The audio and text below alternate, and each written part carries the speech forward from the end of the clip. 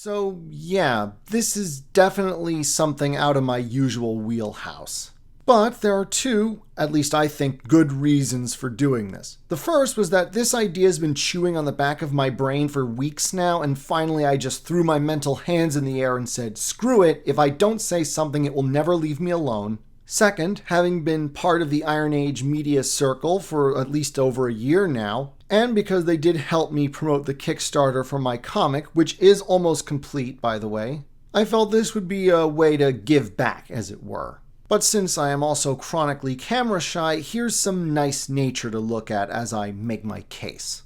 So, I preface this with a semi-apocryphal story about Tiziano Vecellio, better known to non-Italians as Titian. Born in Venice to a family of notaries, that is, minor bureaucratic civil servant types, Titian grew up to become a Renaissance painter. Arguably the greatest of his generation. One contemporary described him as a sun amidst the stars. Easily up there with Da Vinci and Michelangelo, although he doesn't have the same name recognition. The story goes that one day Titian was doing a portrait for Holy Roman Emperor Charles V of the House of Habsburg. You know, those hilariously inbred Austrian guys with the giant chins. Anyway, while painting the portrait, Titian butterfingered one of his brushes. It fell to the floor, and the emperor bent down and picked it up for him. If this story is true, it would have been a pretty big deal in the High Middle Ages, early Renaissance for a monarch to do something so menial for someone of such a lowly background, relatively speaking, as Titian. But it was more than that. Charles V was arguably the greatest monarch of his time. Besides being Holy Roman Emperor, which made him essentially overlord over everything that constitutes modern-day Austria, Germany, Switzerland, Luxembourg, Belgium, the Netherlands, and parts of northern Italy, he was also King of Naples, which meant the southern half of Italy plus Sicily, and the King of Spain, which now included all those shiny colonies in the New World. The only contemporaneous monarchs that equaled or surpassed him were Huayna Capac, who ruled the Inca Empire, and Suleiman the Magnificent of the Ottoman Empire. Europe had not seen a ruler of his caliber since Charlemagne and wouldn't see it again until Napoleon. So, when the greatest monarch in all Christendom at the time bent down to pick his brush up for him, Titian was embarrassed and protested, "Sire, I am not worthy of such a servant." To which the emperor replied, "Titian is worthy of being served by Caesar." You might reasonably ask, what the hell does this have to do with anything?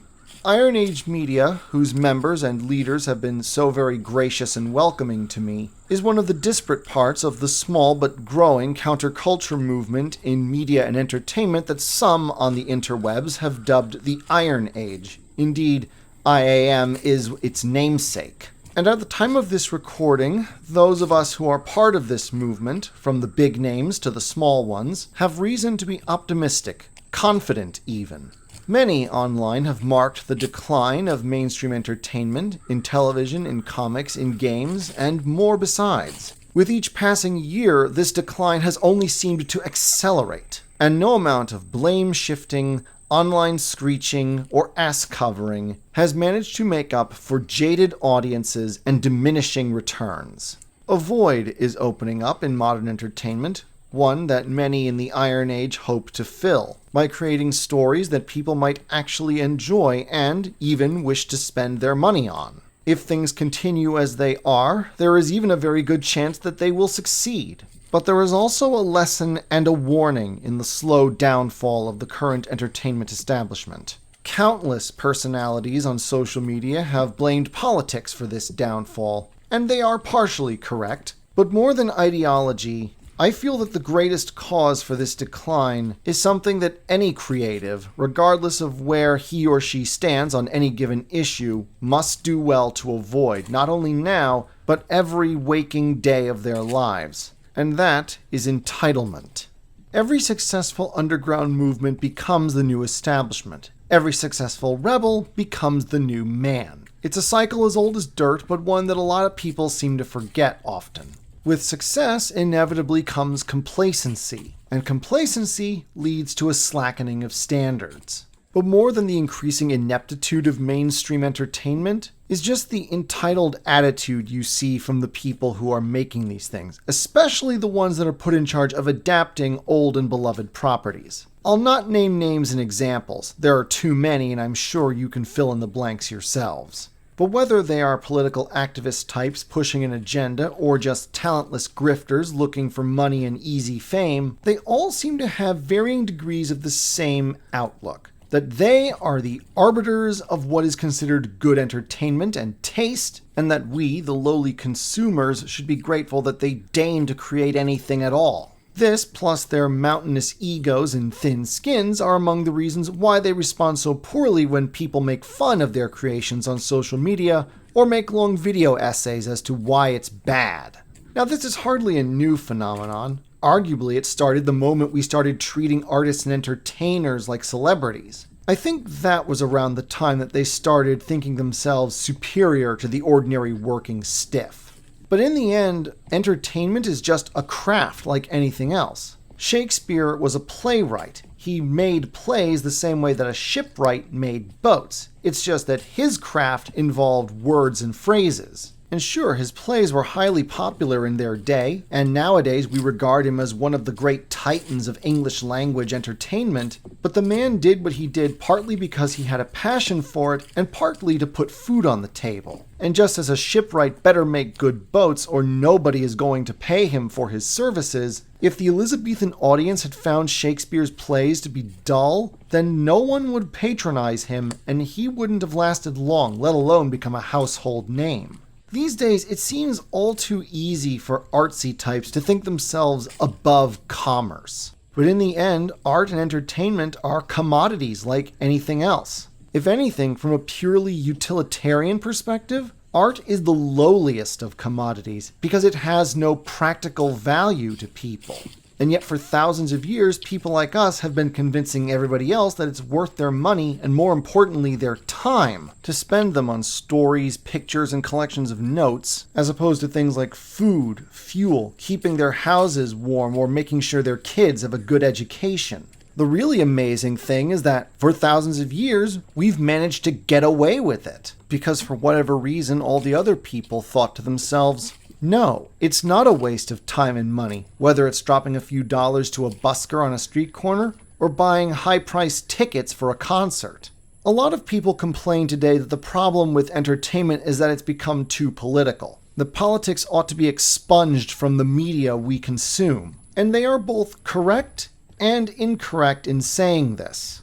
Incorrect in that if art is both expression and communication, and if we believe in creative freedom, then we must allow for the fact that when people tell stories or create works of art, they are expressing something about themselves and what they believe, including what they think of politics. There is some truth to the Marxist insistence that everything is political. I simply deem it more accurate to say, rather than everything is, that anything can be political. Like art itself, it's all a matter of perception. But those who make the complaint are correct in rejecting the idea that everything needs to be perceived as a matter of politics, that every story, every piece of media should be viewed as a political issue. Most people just aren't meant to function like that and don't want to. Most people who consume entertainment do so in order to take a break from their day-to-day lives, which for many can be dull and for others be downright miserable. We want, for lack of any better word, escapism. And to both the activist types and the snooty elitist types for whom escapism is a dirty word, feel free to pause and read this quote from the great Raymond Chandler, one of the founding fathers of hard-boiled detective fiction.